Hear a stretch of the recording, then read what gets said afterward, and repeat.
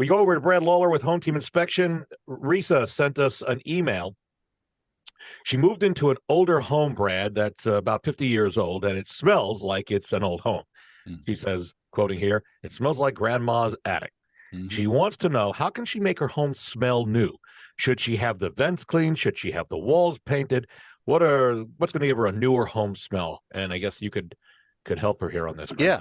Well, I think it's a good question, and it's pretty common because what happens is the contents of the home will determine what the home smells like. And even though the former folks moved out, a lot of the odors are left behind. We see a lot of pet odors. We see a lot of odors that are caused by water damage.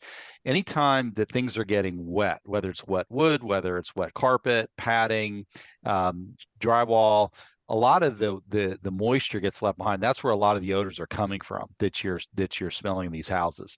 So, I mean, the quickest way to get the new house smell is to put new materials in, new carpeting in particular will make a dramatic change, or removing the old carpeting. If you've got old drapes or old curtains, you still see those things hanging up, those will hold on to a lot of those odors too. So any of the soft surfaces you would want to replace, that will change the odor profile of the house. Certainly a fresh coat of paint will potentially seal up some of the odors that you have on the walls right now, and will give you the new latex paint smell, which is not necessarily pleasant, but it will put it into something that's going to smell a little bit newer, a little fresher. But do ceilings as well and trim, right? Basically all of the surfaces. And if you've moved into a home where there's been a smoker, you may have to use specialized paint in order to seal up the nicotine against the wall. That's the only way to get rid of that. Ozone treatments, Ozium, that only goes so far. It doesn't really eliminate the problem. You really have to seal those up. What about vents, cleaning the air duct vents? The vents are, if they are holding a lot of dust, they'll also hold odors.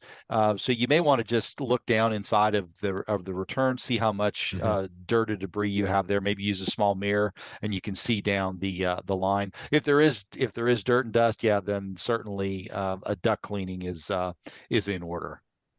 Good. All right, and especially if you've had construction in your home recently, where there's been dust and sawdust, things like that, that could be in the vents as well. It might be worth it to clean. Right? And new construction, we see a lot of debris, left in ductwork.